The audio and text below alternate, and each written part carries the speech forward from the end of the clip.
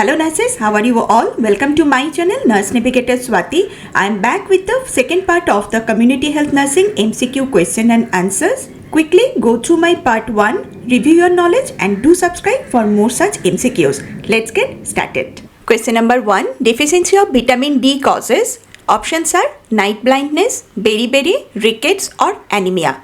Yes, deficiency of vitamin D causes rickets. So, option 3 is the correct answer. Question number 2. Which of the following is the medication of choice for patient with an open contaminated injury and no recent history of tetanus immunization?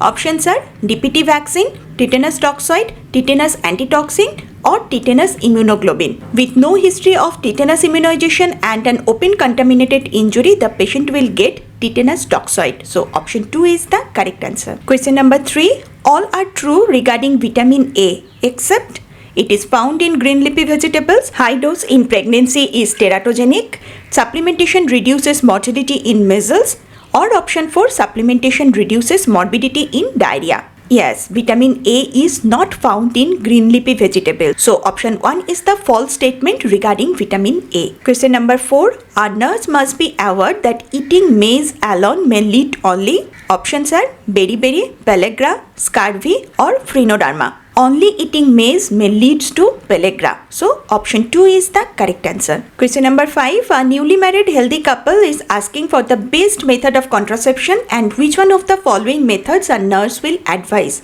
Option 1. Barrier method. Option 2. Rhythm method. Option 3. Intrauterine devices or combined oral pills.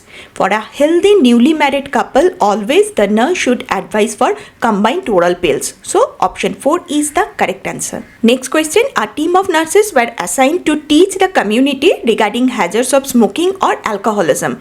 Which method of teaching is most useful? Options are demonstration, seminar, puppet show or lecture method. For a community teaching regarding smoking and alcoholism, puppet show is the right option. So, option 3 is the correct answer. Question number 7. The World Health Organization Day is on.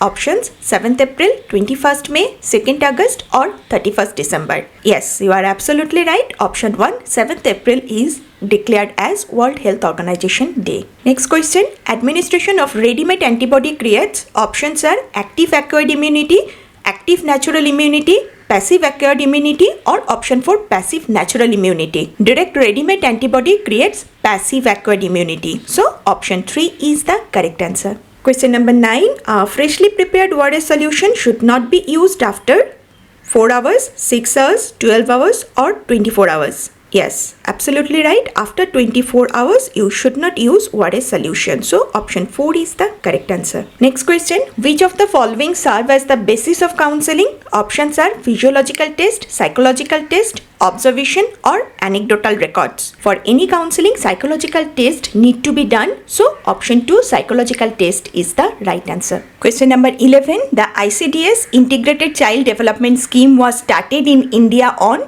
Options are 15th August 1947, 26th January 1950, 30th January 1948 or 2nd October 1975. Yes, ICDS was started in India on 2nd October 1975. So, option 4 is the right answer. Question number 12. It is concerned with the study of factors that influence the occurrence and distribution of disease, defect, disability or death which occur in groups or aggregation of individuals. Options are epidemiology, demographics, vital statistics or health statistics. Yes, epidemiology is concerned with the study of factors that influence the occurrence and distribution of disease, defect, disability or death.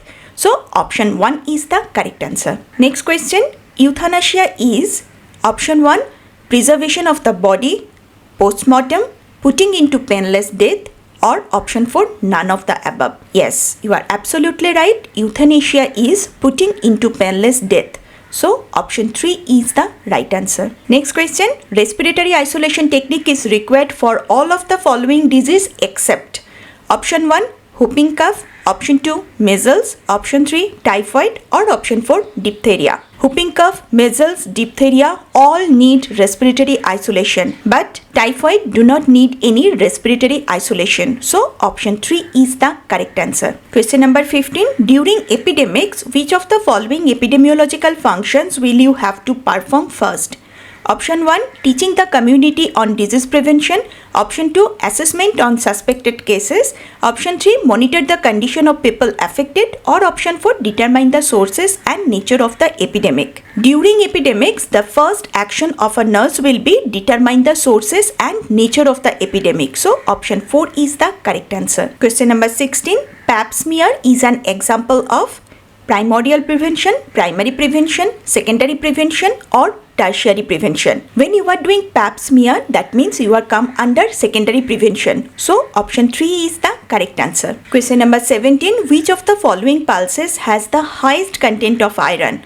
Options are Bengal gram, black gram, red gram or soybean. Within these options, soybean has the highest content of iron. So option 4 is the correct answer. Next question, which of the following is the national level system that provides annual national as well as state level reliable estimate of fertility and mortality? Options are civil registration system, census, ad hoc survey or sample registration system. Yes, sample registration system is the national level system that provide national as well as state level reliable estimation of fertility and mortality rate.